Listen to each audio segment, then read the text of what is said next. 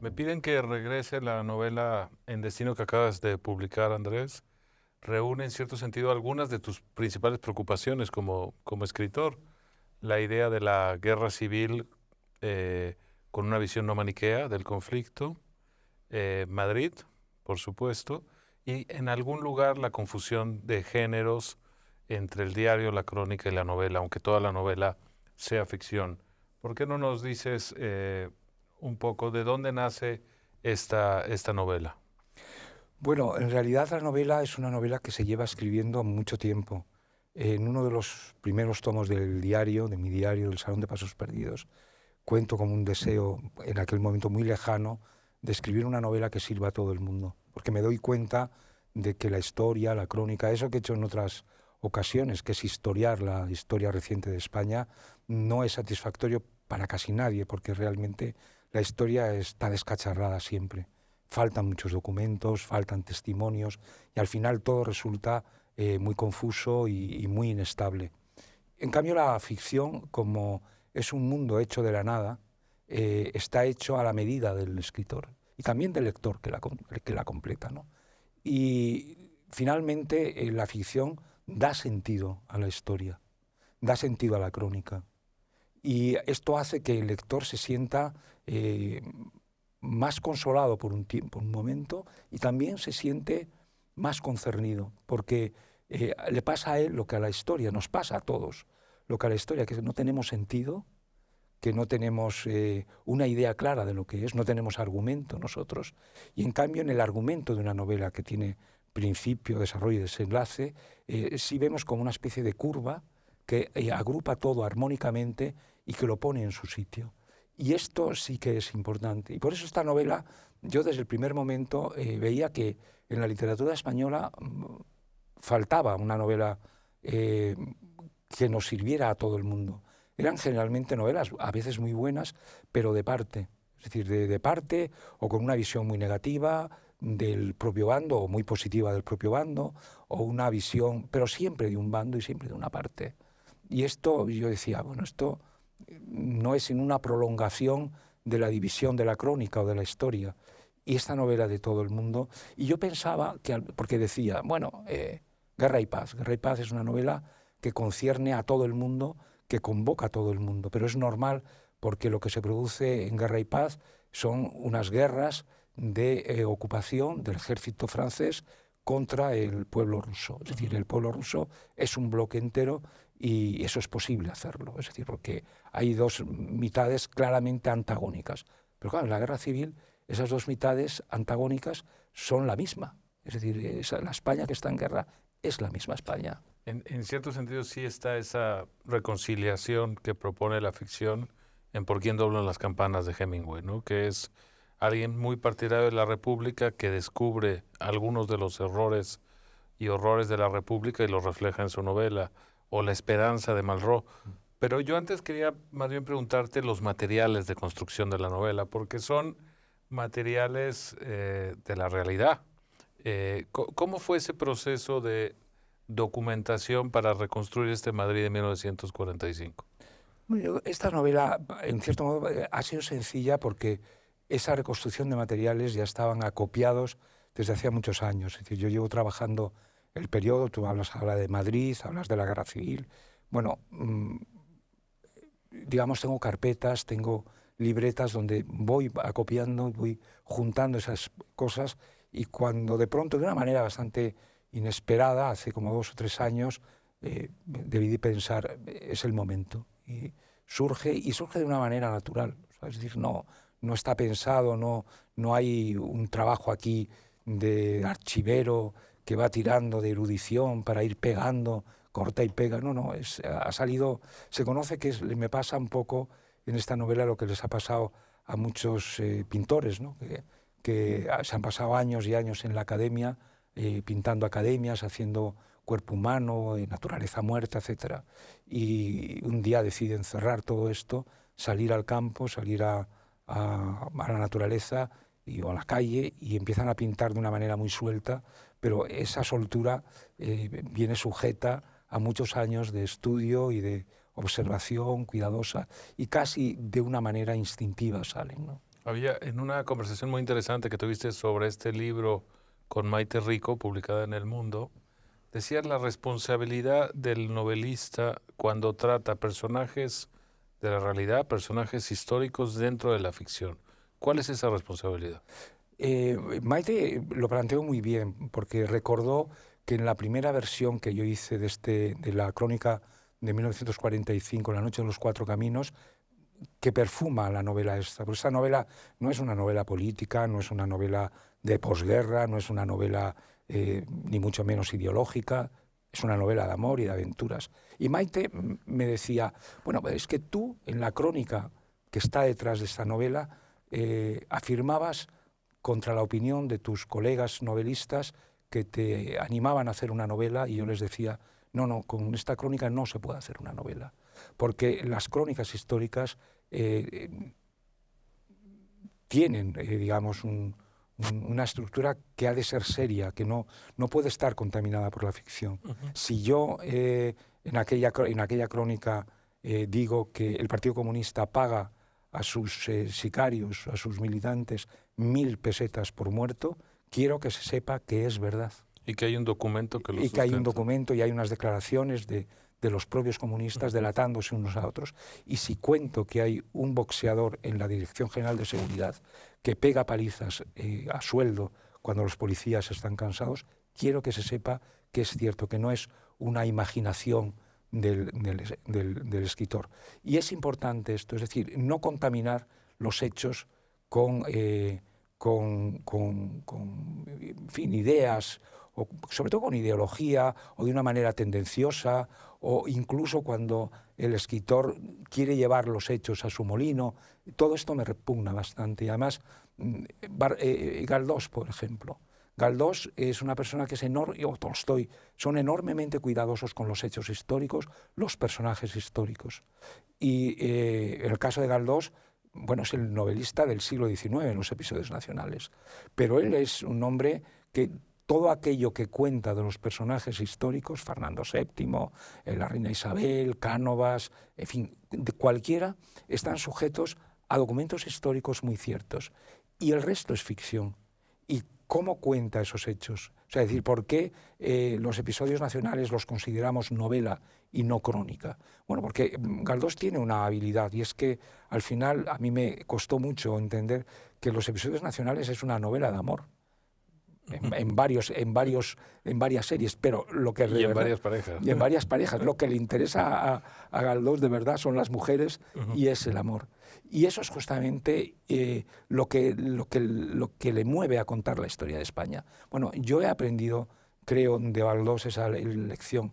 Los protagonistas de esta novela son una pareja, de él y ella, de mundos distintos, los dos marcados además por su pasado. Uno es de izquierdas, otra se supone que es de derechas, los dos son víctimas de su propio bando, los dos son víctimas también del bando contrario, y por tanto son personajes ambiguos a los que yo no juzgo. El lector es el que tiene que decidir si obran bien o mal. Yo expongo lo que han hecho, lo que les ha dado la vida, que por otro lado es lo que ha hecho la vida con la inmensa mayoría de los españoles, ¿no? Si le pasamos el filtro del rigor histórico, la novela se sostiene y al mismo tiempo está justamente esta historia de amor y de aventura, como decías, ¿no? En el caso de la parte histórica, volviendo a la ciudad de Madrid, que es una preocupación central de tu vida y de tu obra, me impresionó y me gustó muchísimo la reconstrucción de los espacios, de las conversaciones, de los salones, de los cafés, de las tertulias, porque tiene algo casi de magia, ¿no? Y me gustó mucho también que no se ve artificial en el desarrollo de la trama. Está muy bien entreverado el momento en que aparece algo que obviamente tiene detrás una carpeta de investigación histórica, pero tú lo sientes perfectamente integrado a la trama. Este surcido de hilos de realidad con ficción, ¿te costó trabajo? ¿Cómo fue el proceso de creación? Es bastante natural, es decir, yo entiendo, es verdad que es muy consciente que si yo me he pasado años apuntando en una libreta nombres de medicamentos, nombres de telas, nombres de comercios, era pensando que algún día me iban a ser útiles, sobre todo para crear esa realidad que sale de la irrealidad. Es decir, el lector lo que necesita es, desde el primer momento, despreocuparse de, digamos, de la realidad propiamente. Es decir, saber que no se le va a engañar, saber que aquello, que una vez que te admites que esto es así, es el varón rampante. Una vez que admites que puede un hombre vivir toda su vida en los árboles, todo, eso es irreal completamente, a partir de ahí todo lo que sucede O la es lógico. metamorfosis O de las Kafka, que es metamorfosis el de mismo Kafka. ejemplo, ¿no? Es el mismo ejemplo. Es decir, Claro. esto, una vez que admite el lector que está en un Madrid y que ese Madrid responde a la idea que él puede tener del año 40 y que además no entra en contradicción, es decir, no cuenta cosas extravagantes de los años 40 solamente para que queden bien, es decir, yo no puedo hacer cosas que van contra toda lógica, no puedo sacar a un obispo, seguramente existió, pero no puedo sacar a un obispo en el año 40 en una casa de trato, ¿no? A lo mejor iban, pero no es exactamente eso. No, te entiendo lo que quiere decir. Volviendo por último al tema histórico, porque la novela sucede en el invierno del 45, en donde los aliados están claramente ganando la guerra, el régimen de Franco intenta acomodarse a esa nueva realidad y ocultar su apoyo bastante explícito al eje, sin haber nunca participado en la guerra, por supuesto, y hay, digamos, esa intriga diplomática, política que efectivamente sucedió. Sin embargo, la realidad es que esa intriga la perdió España, entre comillas, porque no triunfó la voluntad de normalización de Estados Unidos y tardó todavía, no sé, 9 años, 10 años, 15 años en España romper el aislamiento al que le sometió el mundo de la posguerra. ¿Estarías de acuerdo conmigo? Sí, totalmente. Es decir, España, por un lado, sigue siendo enteramente franquista, sin ninguna fractura, hasta el año 59, que es el año del plan de estabilización. Es decir, como tú has dicho, pues desde el año 39 al 59 casi son 20 años, ¿no? Pero es importante resaltar algo, que el hecho histórico del asesinato de los dos falangistas en Cuatro Caminos, que eran dos falangistas de poquísima monta, cambia la política española y cambia, en cierto modo, también la política americana y británica respecto de España, ¿no? Parece mentira que una cosa tan nimia, que sea un poco la gota que colma un vaso, lleva o inclina a España abiertamente. Ya venía coqueteando con el general Roosevelt, con el presidente Roosevelt y con Winston Churchill, que por otra parte llevaba elogiando la España de Franco en el Parlamento inglés casi durante toda la guerra civil, porque no querían que España entrara en guerra apoyando a Hitler. Bueno, ese es el momento histórico.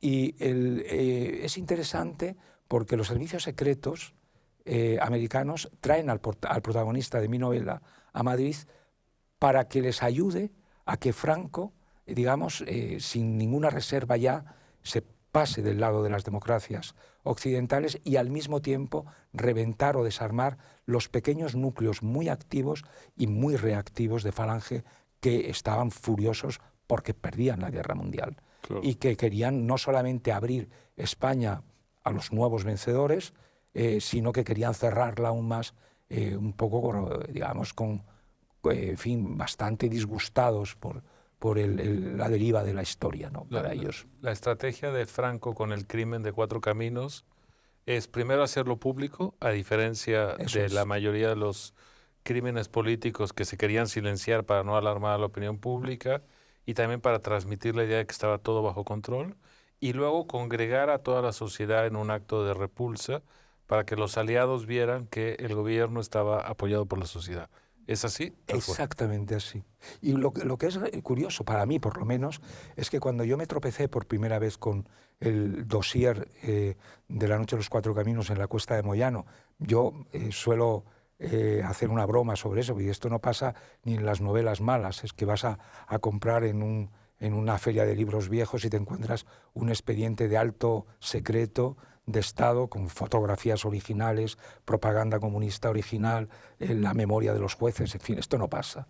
Bueno, ese hecho tan capital que tú has descrito muy bien, no estaba, hasta que yo lo encontré, en ninguna historia del Partido Comunista, en ninguna historia de las luchas antifranquistas, en ninguna, te diría, historia incluso del franquismo. Es decir, el hecho más importante que dio lugar a la manifestación más grande que había tenido Madrid en toda su historia y que cambia, digamos, el curso de los acontecimientos, lo cambia por completo.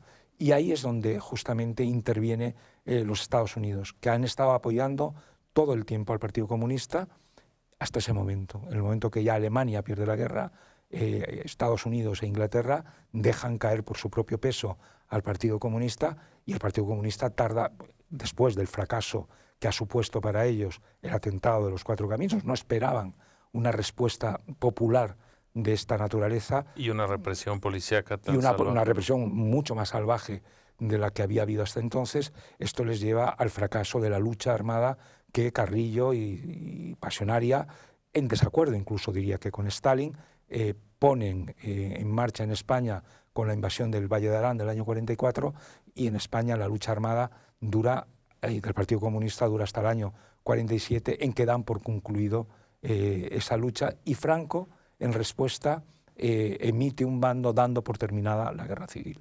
Así que la guerra civil en España duraría hasta el año 47. Según los vencedores, ¿no? Sí. El tema de la represión de ese Madrid, donde los jóvenes quieren vivir, donde hay mucho dolor, donde el silencio se impone para no hablar de la guerra, me parece que también está muy bien retratada estas escenas de presos en los trenes, de viudas y gente que va a buscar a familiares en las cárceles, la policía preguntando todo el tiempo, fácilmente identificables en la calle, controles de paso. Hay una cierta casi voluntad, yo diría moral, pero también narrativa, de dejar claro que estamos en los años duros de la dictadura, ¿no? Está muy bien descrito, como tú describes, y al mismo tiempo media España, seguro, y parte de la otra media, decididos a seguir la vida, que es de lo que habla la novela.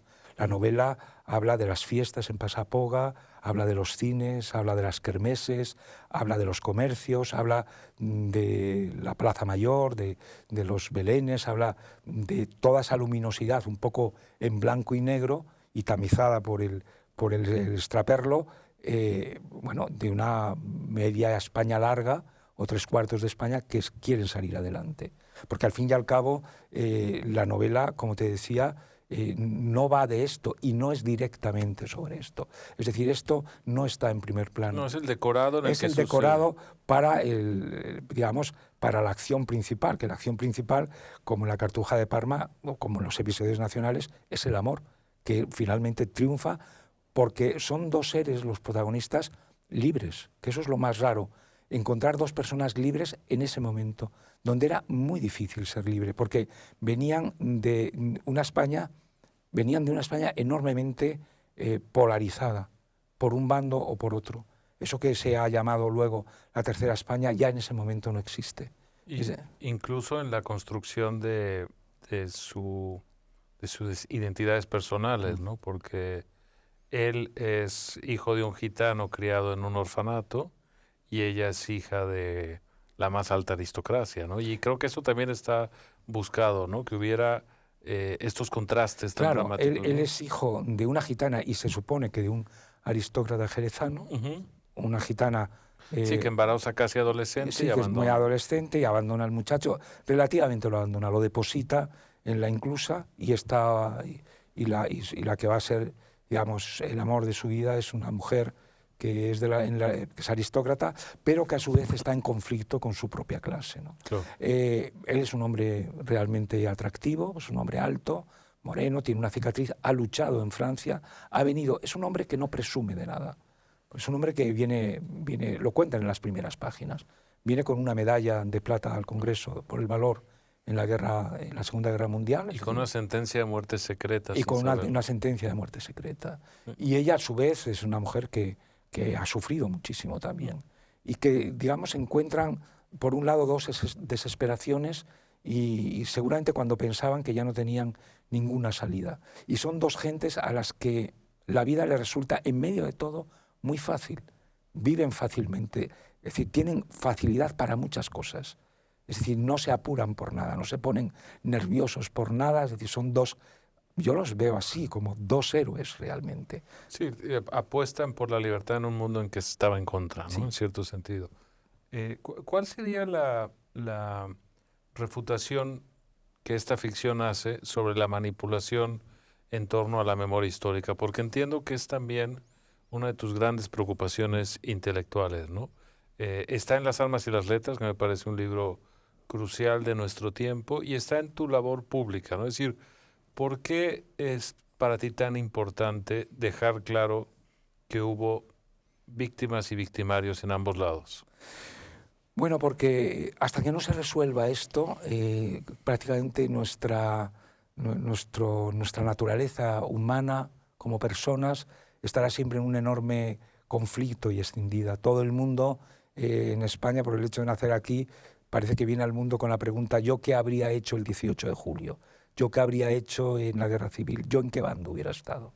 Y esta es una pregunta absurda. Primero porque es una guerra de hace casi 100 años, pero es una pregunta peligrosa porque responde a seguramente inquietudes presentes, actuales, poco aconsejables. Es decir, la gente que quiere resucitar ese tipo de dilemas, yo no me fiaría mucho, ni de un bando ni de otro.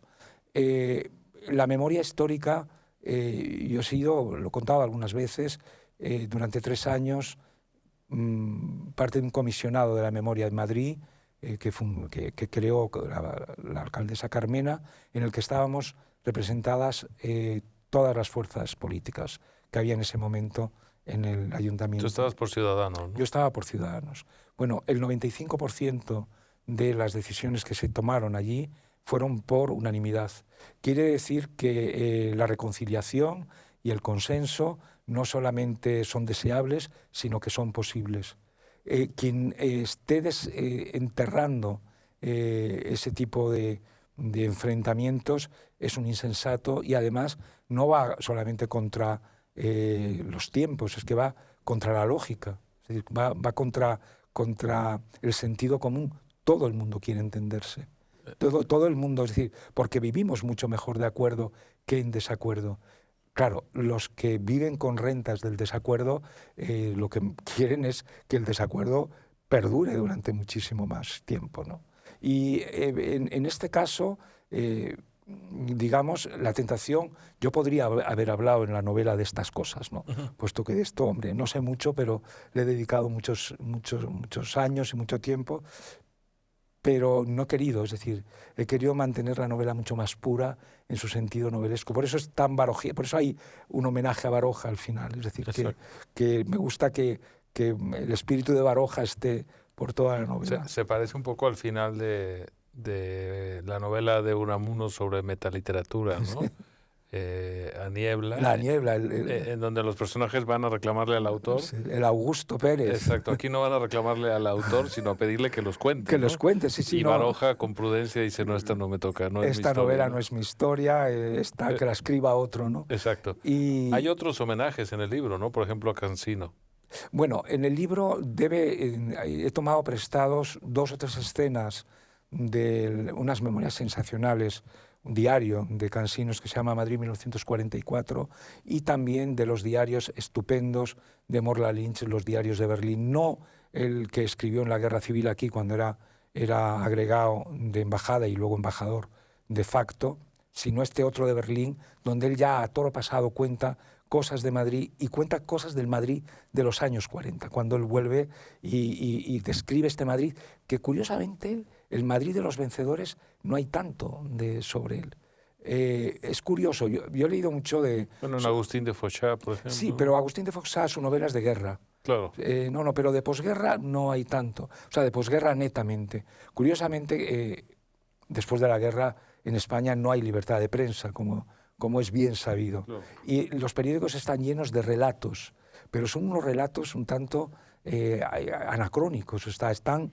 Grandilocuentes, sí, heroicos. Sí, no se sabe muy bien por dónde están, es muy difícil, donde no hay prensa, donde no hay libertad de prensa, es muy difícil escribir incluso la ficción, porque la ficción nace constreñida, ¿no? Claro. Hubo grandes escritores también, ojo, pero del Madrid y de los 40 y del Madrid de los vencedores y sobre todo del Madrid aristocrático, como decía la abuela de mi mujer, decía alta sociedad madrileña, decía. De Ya Miriam que, Moreno, que es sí, una sí, importante estudiosa de la sí, literatura también. dice alta sociedad, alta suciedad. No, de esa suciedad prácticamente no se ha traslucido nada, porque la propia alta suciedad madrileña lo mantenía junto. Y al final, como dice una de las protagonistas de la novela, Madrid es un novelón de mala muerte, ¿no?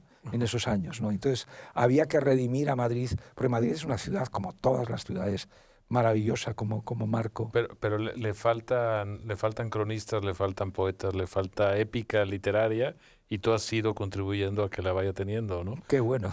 Una aporía de la guerra civil está en tu libro de las armas y las letras, que siempre te había querido preguntar, entre Manuel y Antonio Machado, ¿no? Porque cada bando lo hizo suyo, pero en realidad ellos quedaron en el bando en que les tocó la suerte de la guerra, ¿no? Y esa es como la señal que debería ponernos en alerta, ¿no? Y luego también me gusta mucho lo que dices de la tercera vía, de aquellos autores que intentaron ver, incluso en mitad del conflicto, ya no digo después, con cierta objetividad de un lado y del otro lo que estaba pasando. Quizá el ejemplo paradigmático hoy es Chávez Nogales, ¿no? ¿Estarías de acuerdo con...?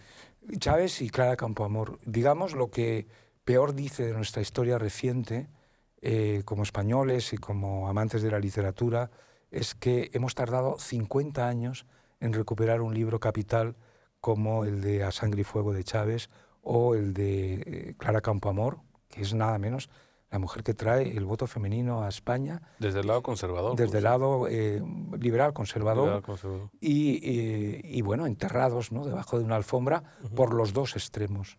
Porque es curioso que en un primer momento el número de militantes en el año 36 falangistas no llegaban a 20.000, el número de militantes comunistas al principio de la guerra no llegaban a 20.000. Casi no había diputados de Falange ni de comunistas. Bueno, de Falange no había ninguno. Y de comunista era uno o dos. Y al final de la guerra hay como 1,5 millones de falangistas y 1 millón de comunistas, ¿no? Es decir, ahí se agradece mucho también la mirada del que va a defender un bando y denuncia los horrores de ese bando, ¿no? Pienso en Bernardos del lado del bando nacional o en Orwell del bando republicano, ¿no? Y un poco tú intentas conjugar esas tres cosas, la tercera vía, la suerte de los hermanos Machado y también la crítica a tu propio bando, ¿no? Y eso yo creo que lo vuelve un objeto tan complejo siendo simplemente una novela de amor y de aventuras, pero está todo esto, ¿no? Está un poco, digamos, yo no he querido poner nada en la novela, es decir, de lo que podías poner respecto de esto que dices, ¿no? O sea, del número de muertos, del número de presos, de las traiciones de unos, de las luchas intestinas de los falangistas. Todo esto sobraba en la novela. En la novela, digamos, el lector va a salir de la novela, en fin, con la historia de amor y con las aventuras. No estamos asustando a tus lectores. Pero va a salir sabiendo que la realidad es muy compleja, que los buenos y los malos a veces se confunden. Tú hablabas antes de víctimas y victimarios. El problema que tenemos en España, primero, que las víctimas son todas iguales, sean de derechas o de izquierdas, son víctimas. No hay categorías de víctimas. Durante mucho tiempo se creyó que las víctimas de izquierdas eran más importantes que las víctimas de... Esto es una aberración. Y no solamente una anomalía, es una aberración. Lorca contra Maeztu, por sí, decirlo, ¿no? Es una aberración. Y lo que sí son distintos son los victimarios.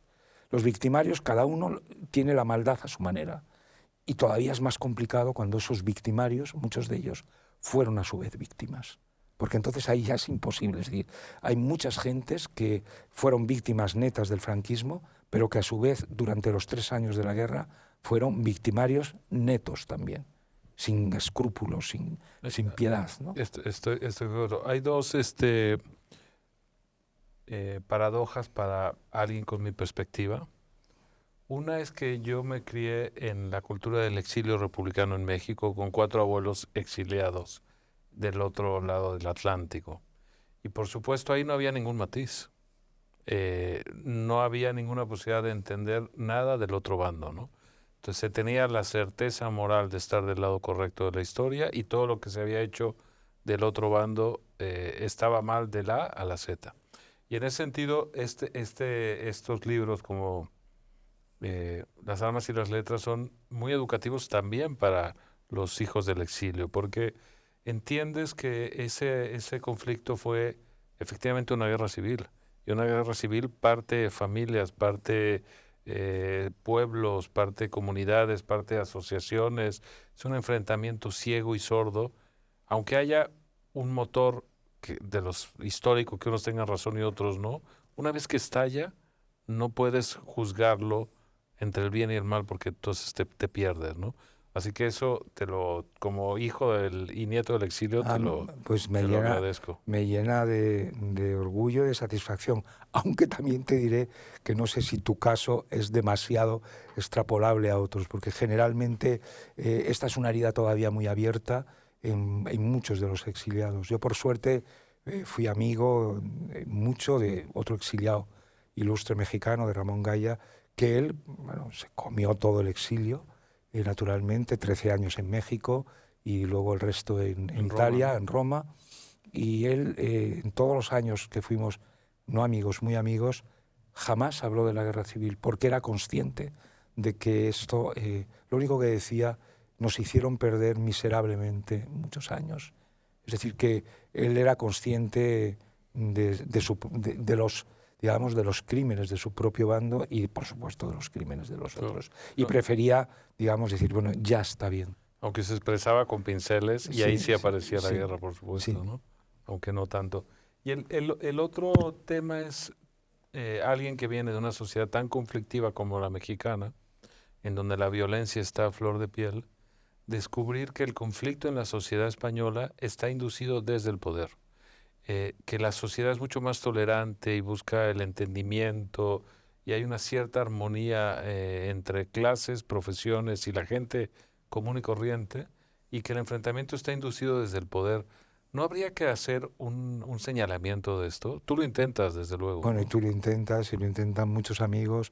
Estamos en un periódico que es permanentemente señalado desde el gobierno, justamente desde el gobierno este que tenemos, justamente como el que denuncia este tipo de enconamientos y de muros y de comisariados políticos tremendos, ¿no? Y esto se hace, ¿no? Y se hace constantemente, quizás no digamos, en la medida que debería, ¿no? Pues es decir, tendríamos que insistir todavía mucho más, porque esto está durando demasiado. Es decir, vemos cómo todos los días nos mienten descaradamente con asuntos muy graves. Hoy mismo, mientras estamos grabando esto, hace unas horas, ha salido el presidente del gobierno diciendo que no va a haber rebajas en las penas de los terroristas cuando van a firmar una ley que es para rebajar las penas y lo dice tan tranquilo, ¿no? O sea, es decir, sin inmutarse, sin mover una pestaña, ¿no? Bueno, lo hacemos lo que podemos y seguiremos haciéndolo mientras tengamos aliento, ¿no? Hay un momento de tu biografía que me interesa mucho porque como muchos jóvenes inquietos, caíste en la tentación de reinventar el mundo a través de la revolución o la idea de la revolución, ¿no? Y fuiste militante comunista de un partido además bastante Exótico. estrafalario, iba a decir, pero exótico también se ajusta, ¿no? ¿Cómo fue ese proceso? Porque yo lo ubico también en algún lugar en la pérdida de la fe religiosa y la compra de otra fe religiosa, ¿no?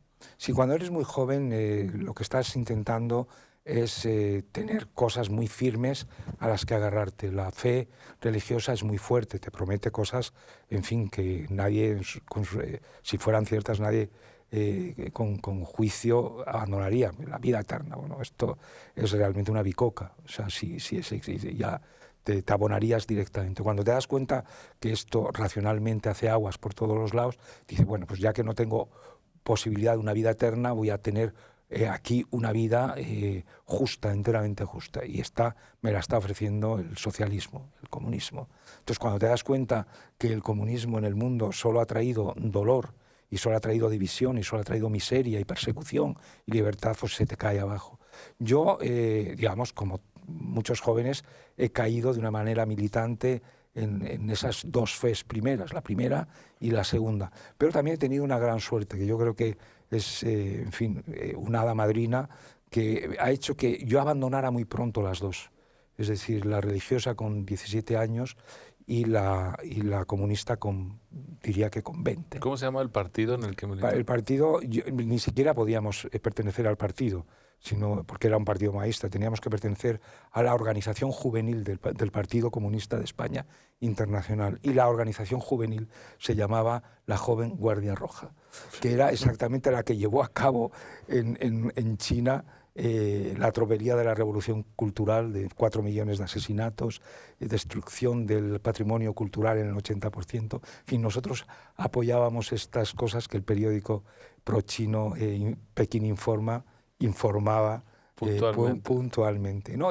Pero yo he tenido suerte, como digo, porque de aquellos sitios de los que tenía que haberme ido, me han echado antes, con lo cual me han ahorrado bastante tiempo, porque yo soy una persona no especialmente valiente y al contrario, en algún momento tímida, y seguramente habría tardado mucho más tiempo en dejar la fe, mucho más tiempo en dejar los comunistas, si no me hubieran echado me echaron de todas partes. Entonces esto a mí esa orfandad que es producto de esta doble apostatía, ¿es la que te lleva a empezar con tus diarios? La idea de vamos a fijar el tiempo, porque ya no hay una promesa hacia el pasado que te ofrece la religión y a la vida eterna, ya no hay una promesa en el presente y en el futuro que te ofrece el comunismo.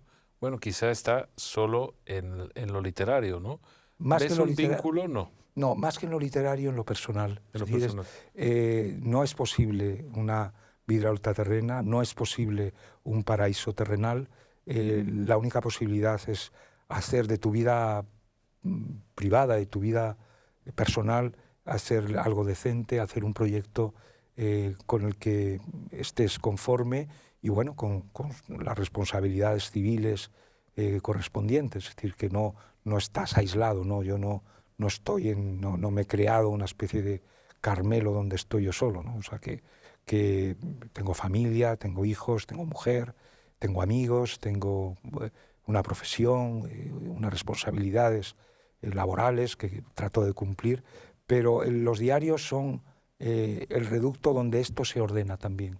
No acaba de tener como decíamos antes con la ficción, un completo sentido, pero por lo menos se quitan muchas cosas que meten mucho ruido a nuestras vidas, ¿no? Entonces, los diarios yo te diría que son un poco un ejercicio de silencio, ¿no?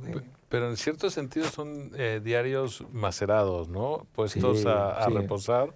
Entiendo que tu estrategia es llevar un diario veloz, fugaz, notas del día, dejarlo un tiempo y después volver y recrearlo, ¿no? Como hacía Pla con el cuaderno gris, en cierto sentido. Que nos dio a todo el mundo la pega. Claro, yo cuando leí por primera vez el cuaderno gris de Pla y vi que era un muchacho teóricamente de 20 años, me entró un complejo enorme y yo digo, jamás, bueno, yo ya tenía 20 y tantos años, no solamente voy a poder hacer esto con 20 años, que ya no los tengo, ni con 60, luego me enteré que los había hecho a los 60. Claro. Bueno, sí, porque el proyecto que yo he hecho con los diarios es justamente... El Salón de los Pasos Perdidos. El Salón de Pasos Perdidos es un diario, se escribe como diario, pero se publica como novela.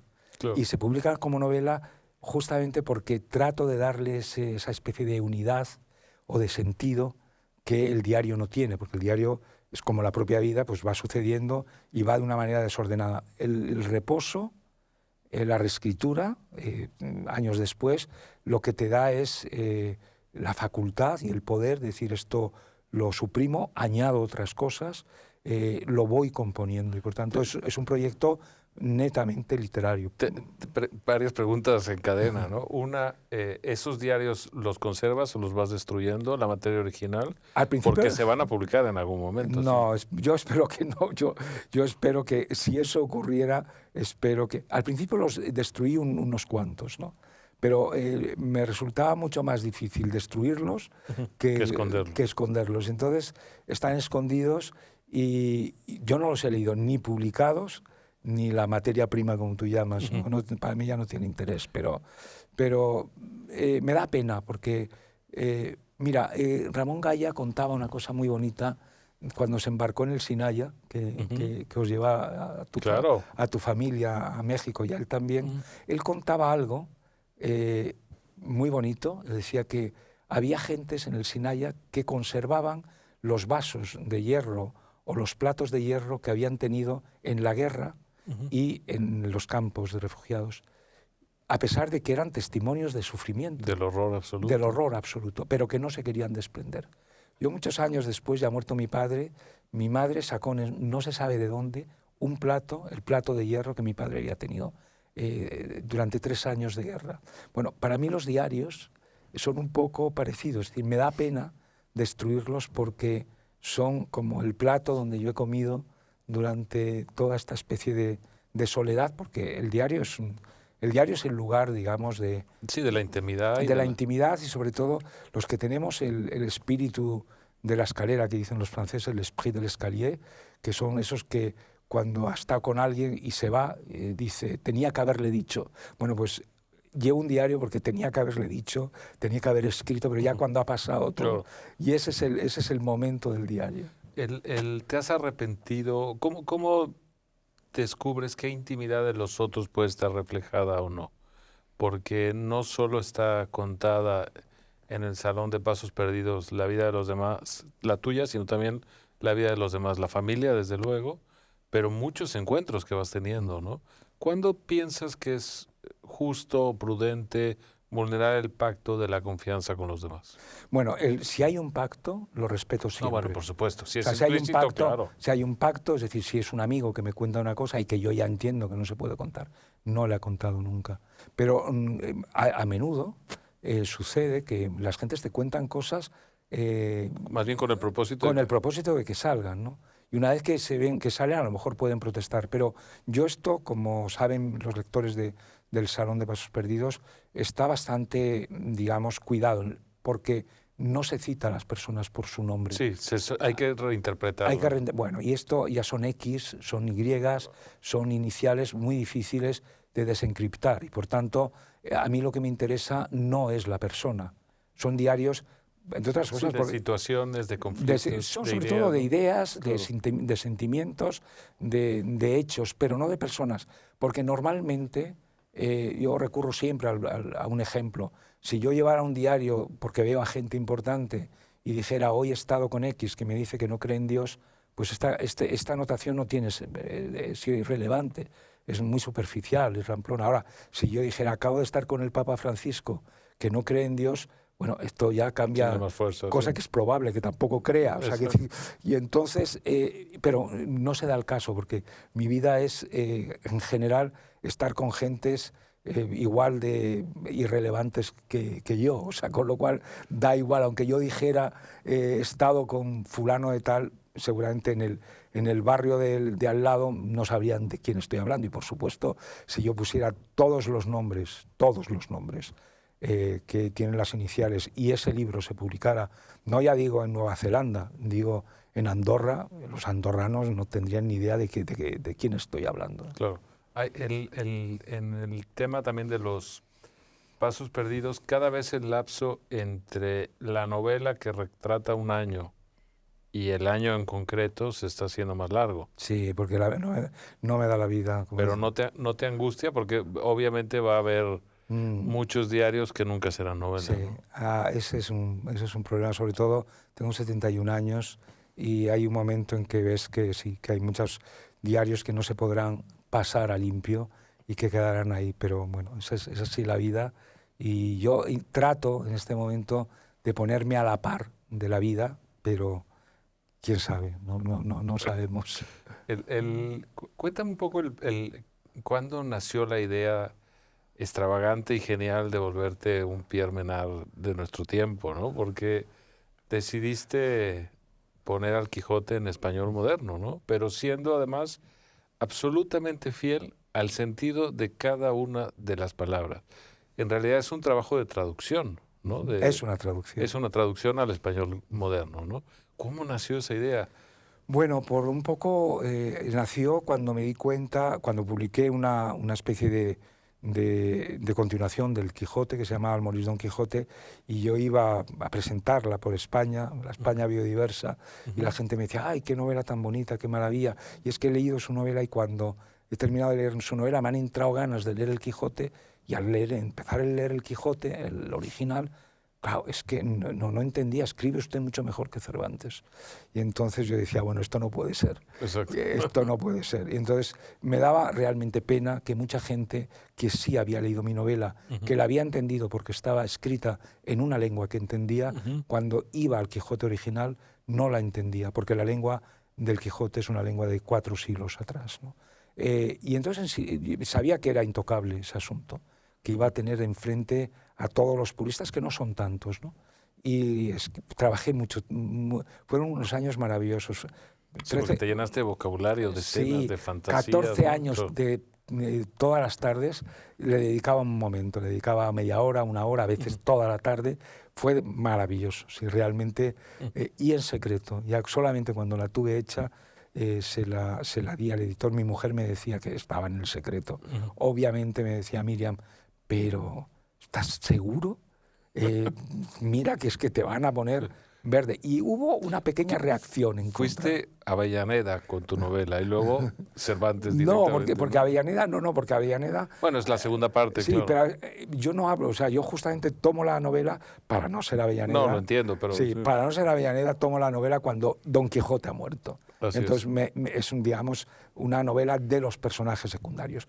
Bueno, cuando saqué la traducción hubo, pero muy pequeños movimientos en contra de puristas, normalmente, en fin, sin fuste ninguno, ¿no? Claro. Y a día de hoy, que hemos publicado este año justamente, un proyecto mío que intenté que en aquel momento, hace 10, salieran juntos mi traducción en una página y la página original del Quijote en la otra, es decir, como los clásicos. Claro. Para que la gente, una edición bilingüe. Una edición bilingüe enteramente. Esta acaba de salir ahora. Ah, qué bien. Y es maravilloso, o sea, porque se puede leer al mismo tiempo y la gente además comprender, digamos que mi traducción, palabra a palabra y cuáles son las variaciones. Bueno, a día de hoy mi traducción en 10 años tiene alrededor de 200.000 lectores más. O sea, yo he conseguido 200.000 lectores que estaban deseando leer el Quijote, y ponía siempre el mismo ejemplo. Sancho Panza, de haber sabido leer, habría leído la primera parte del Quijote como el bachiller Sansón Carrasco, porque está escrita en la lengua de Sancho Panza. Pero Don Quijote, de vivir entre nosotros, estar aquí sentado con nosotros, solo entendería el Quijote con 5.500 notas. Si no, no la entendería. Claro. Y esto, ahora por fin, el español o el hispanohablante lee el Quijote como lo leen en Francia, en Alemania, en todas partes traducido. Cuando quedó fijado en una lengua moderna. Sí, ¿no? y además las traducciones duran poco tiempo, duran 40, 50 años. O sea, habrá que volverlas a hacer. Y habrá que volver. Y dentro de 50 años vendrá otro Pierre Menard español que traducirá el Quijote a una lengua un poquito más cerca del lector de entonces, y estupendo, bienvenido sea, ¿no? Claro. Un tema que me interesa mucho de tu obra, y vamos a tener que ir acabando la conversación, pero podríamos extendernos en muchos temas, es la disputa del canon. El canon no es algo fijo y establecido, sino que está en disputa, en debate, ¿no? Góngora estaba perdido hasta la generación del 27, lo volvió a poner en circulación con el apoyo de Alfonso Reyes. Sí, hay autores que suben y que bajan del canon, ¿no? Y tú tienes una lectura del canon muy particular, ¿no? ¿Cuál es tu aproximación a los clásicos? ¿Crees que el canon está en disputa? El canon siempre está en disputa. Es decir, cuando yo empecé, era un muchacho joven, muy joven, los autores que se leían en España no eran los que a mí me gustaban. Es decir, estaba en auge la generación del 27 y, por tanto, todo lo que la generación del 27 aportaba. Es decir, los poetas barrocos sevillanos o madrileños, pero los poetas barrocos, Góngora entre ellos, pero no, prácticamente Cervantes no. O sea, yo he visto revistas de la época, de Cuadernos para el Diálogo, donde se hace encuesta a los novelistas de ese momento, años 60, ni uno cita a pero ni uno cita a Cervantes. Increíble. Es una cosa increíble. Y estamos hablando de Cervantes. Por supuesto, ya no quiero contarte de Galdós. Entonces, a mí cuando yo empecé, prácticamente los autores del 98 no existían o eran excrescencias escolares, eran Baroja, Unamuno ni siquiera, Azorín, es decir, no. Y por supuesto Juan Ramón era tenido por un cursi porque la generación del 50 y del 27 se había encargado de sepultarlo, y nosotros vinimos no solamente a rescatar estos grandes, Galdós, los que hemos dicho, sino también los menores, porque en los menores algunas personas, estoy pensando en el escritor, poeta y librero de viejo Abelardo Linares, mi amigo Juan Manuel Bonet, yo mismo, los autores menores, entre los que se podía incluir pues, Pla, Cunqueiro, Vicente Risco, nos importaban tanto o más que los grandes, es decir, porque la literatura está hecha de tiempo, y el tiempo lo hacen los escritores grandes y los pequeños. No te da idea de lo que es una literatura hasta que no lees a los pequeños, y no lees sobre todo las revistas y periódicos de cada momento, porque el periódico, al contrario de lo que pasa con los libros, tú vas a una biblioteca, coges un tomo suelto, pero ese tomo no está relacionado con nada más. Tú vas al periódico y el artículo de Unamuno que acabas de leer en un libro, lo lees en el periódico y dicen cosas completamente diferentes. Porque está con unas noticias, unos anuncios, una publicidad, un ambiente de época, etcétera, un presente que se ha perdido, ¿no? Una penúltima pregunta. ¿Cómo te va de editor de tus propios libros? ¿Te arrepientes de Ediciones del Arrabal? ¿Van bien? No, va maravilloso. ¿Cuál ha sido esa experiencia? Maravillosa. Fue una idea de Miriam, de mi mujer. Que ¿La haces con tus hijos? La hago con Rafael y con Guillermo. Yo me ocupo únicamente prácticamente de la cubierta, y Alfonso Meléndez nos echa una mano también en la maquetación. No, al contrario. Es decir, porque en una editorial convencional no era viable económicamente, porque es un esfuerzo enorme mantenerlo, y entonces las digamos, distribuidoras, los plazos de libranzas económicas, tal, lo hacía realmente muy costoso. Entonces, lo que es verdad es que nosotros hemos sacado 2 libros hasta ahora, seguiremos haciéndolo, se agotan en muy poco tiempo, que es de lo que... Pues nosotros no somos editores, nosotros lo agotamos entre 3-4 semanas. Increíble. Y no volvemos a reeditarlo porque no somos editores. Hemos hecho esa edición, la vendemos, estamos satisfechos, completos, y ahora es verdad que Alianza Editorial, que acaba de hacer una antología de mis diarios que salió antes del verano, se llama Fractal, es un tomo de 800 páginas, Alianza Editorial, como digo, va a editar estos tomos raros y toda la serie, que son 24 tomos. Está muy bien. A todos los invitados a Contrapuntos, Andrés, les hago una pregunta final. Es un poco extravagante con cada uno, pero el conjunto está dibujando una suerte de biblioteca del programa, ¿no? Y me gustaría que le recomendaras a los que te están leyendo, escuchando y viendo un libro que no pueden dejar de leer mientras pasen por este bajo mundo sublunar. Bueno, yo, como no oculto mis fuentes, la novela de la que hemos venido a hablar, me piden que regrese, ha tomado prestadas 2 o 3 anécdotas de un libro extraordinario, probablemente para mí mejor o más rico que toda la novelística de ese momento, que es El diario de Madrid 1944 de Rafael Cansinos Asens, que es un literato olvidado, justamente uno de los que hemos recuperado, donde la vida de Madrid en ese momento está más viva y más contrastada que en ninguna otra parte. Es un libro relativamente breve, editó su hijo, que está preparando el diario siguiente, y es un diario fascinante, como digo, para mí, en fin, sin menoscabar a ningún literato de la época, ningún novelista, es un libro capital de ese momento. Muchas gracias, Andrés. Gracias a ti.